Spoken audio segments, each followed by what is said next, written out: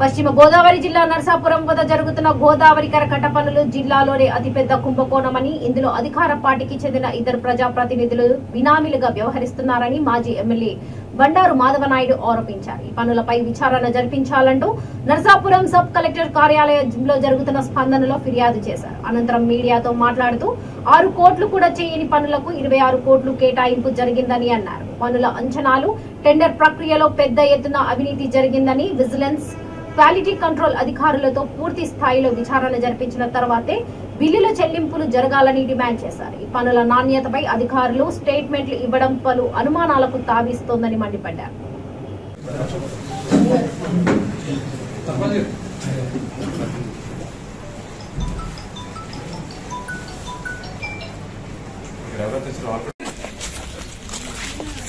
అదే అక్కడ వాడాలి. సో ఎక్కడ కూడా లాట్ కట్టలేదు. అక్కడ డైరెక్ట్ గా అక్కడ డంపింగ్ చేసేస్తున్నారు. అక్కడ అధికారుల పర్యవేక్షణ లేదు దానికి సంబంధించి. సో ఇదంతా కూడా కాంట్రాక్టర్, అక్కడ ఉన్నటువంటి అధికారులు అందరూ కూడా కుమ్మక్కయ్యి కోట్లాది రూపాయలండి. ఎస్టిమేషన్ మీద కూడా మాకు చాలా అనుమానాలు ఉన్నాయి.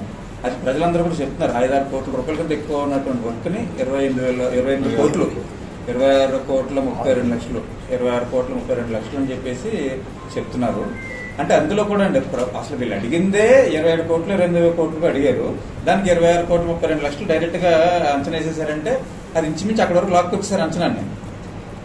ఏదైతే ముందుగానే అడిగారో దానికే అంచనాన్ని లాక్కొచ్చేసారు 26 కోట్లు. సో అంచనా మీద కూడా 5-6 కోట్లు కూడా ఖర్చు అవ్వనటువంటిది దాదాపు 26 కోట్లు 32 లక్షల రూపాయలు అక్కడ చేయటం అంతా కూడా భారీ అవినీతి అండి. భారీ అవినీతి జరుగుతుంది. నరసాపురం పట్టణానికి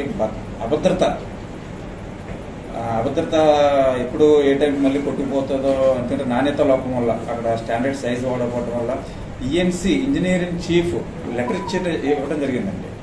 ఆ యొక్క క్వారీ నుంచి వాడకూడదు అని చెప్పేసి ఇంజనీరింగ్ చీఫ్ లెటర్ ఇవ్వడం జరిగింది. దానికి కూడా మేనేజ్ చేసేసి ఆ కాంట్రాక్టులు అదే క్వారీ నుంచి పట్టుకొస్తాం. 2-3 రకాలు, ఒక చోట నల్ల స్టోన్, ఒక చోట ఎర్ర స్టోన్, ఇంకో చోట పొడివైపు స్టోన్, ఇలా 2-3 రకాలు ఉన్నాయండి. ఏదైతే రిజెక్టెడ్ స్టోన్ అవుతుందో తీసేయాలి, పక్కకి తీసి మిగతాదంతా ఒక లాట్ కింద కట్టి అది వాడాలి. అది ఎక్కడ కూడా జరగట్లేదు. సో ఇది పక్కా కుంభకోణం అనేది, పక్కా అవినీతి జరుగుతుంది. సో మా నరసాపురం పట్టణ ప్రజల యొక్క ప్రాణాలని కాపాడమని చెప్పేసి సందర్భంగా కోరుకుంటున్నాం. అదేవిధంగా ప్రభుత్వ సొమ్ముని దుర్వినియోగం అవ్వకుండా కూడా అధిక అంచనాలు ఏవైతే వేసారో అది కూడా సరిగ్గా పరిశీలించి దాని మీద vigilance enquiry, quality control enquiry ఇన్ని కూడా చేయించి ఒక నాణ్యత అయినటువంటి వర్క్ అక్కడ జరిగే విధంగా, అదేవిధంగా ప్రభుత్వ దుర్వినియోగం అవ్వకుండా కాపాడాలని చెప్పేసి కోరుతున్నాను.